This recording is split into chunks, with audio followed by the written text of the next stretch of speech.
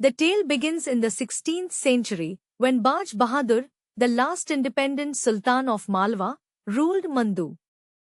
Known for his love of music, poetry, and the arts, Baj Bahadur was a patron of artists and musicians. One day, while hunting in the countryside, he heard a voice so beautiful that it stopped him in his tracks. The voice belonged to Roopmati, a village girl known for her mesmerizing singing and unmatched beauty. Enchanted by her music and grace, Baj Bahadur approached Roopmati and professed his admiration. Despite being a humble village girl, Roopmati was also a gifted poet and musician. The Sultan's charm and deep appreciation for the arts won her heart, and their love blossomed into a beautiful union.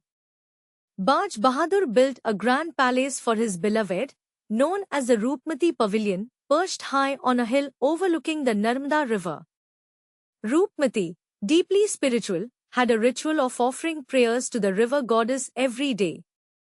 The pavilion allowed her to see the sacred river from afar and continue her devotion. Their love story became legendary, with Mandu flourishing as a cultural and artistic hub. The music and poetry of Baj Bahadur and Roopmati filled the air, turning Mandu into a kingdom of art and romance. Their happiness, however, was short-lived. Word of Roopmati's beauty and Baj Bahadur's love for her spread far and wide, reaching the ears of Mughal Emperor Akbar.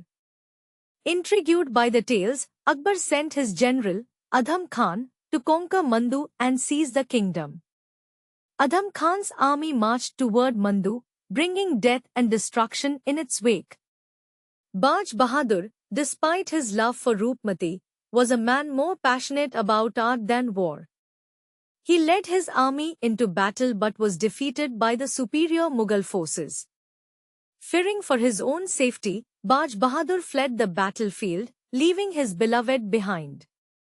Roopmati, heartbroken by the betrayal, refused to fall into the hands of the Mughal invaders. As Adham Khan's forces approached, she consumed poison, choosing death over dishonor. It is said that from the day Roopmati's spirit left her body, Mandu was never the same. The grandeur of the kingdom faded into ruins, and the once thriving palaces turned into desolate remains. But the spirit of Rani Roopmati never left. To this day, locals and visitors claim to hear haunting melodies echoing through the ruins of Mandu on moonlit nights.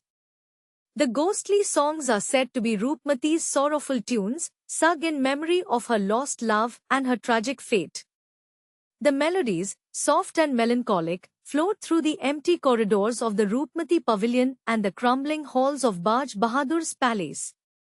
Some visitors have reported seeing a ghostly figure, dressed in royal attire, standing at the Roopmati Pavilion, gazing out at the Narmada River. Her presence is said to bring an overwhelming sense of sadness, as though the land itself mourns the loss of a beautiful love story.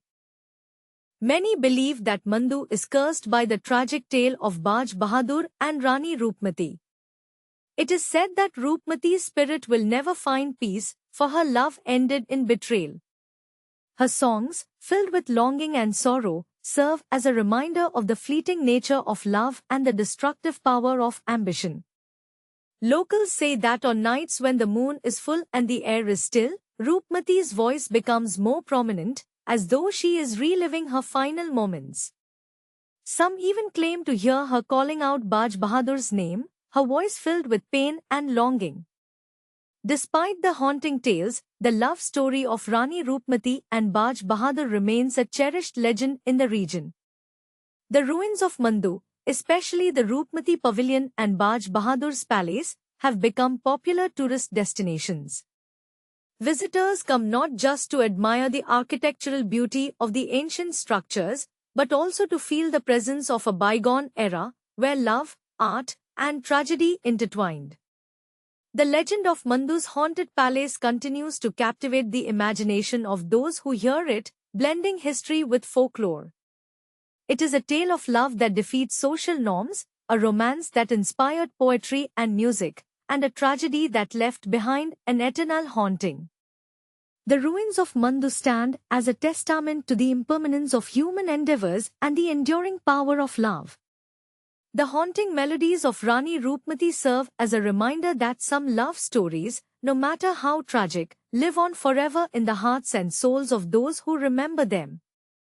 And as the moonlight bathes the ancient ruins, the spirit of Roopmati lingers, singing her songs of love and loss, ensuring that Mandu's haunted palace remains a place where the past refuses to be forgotten.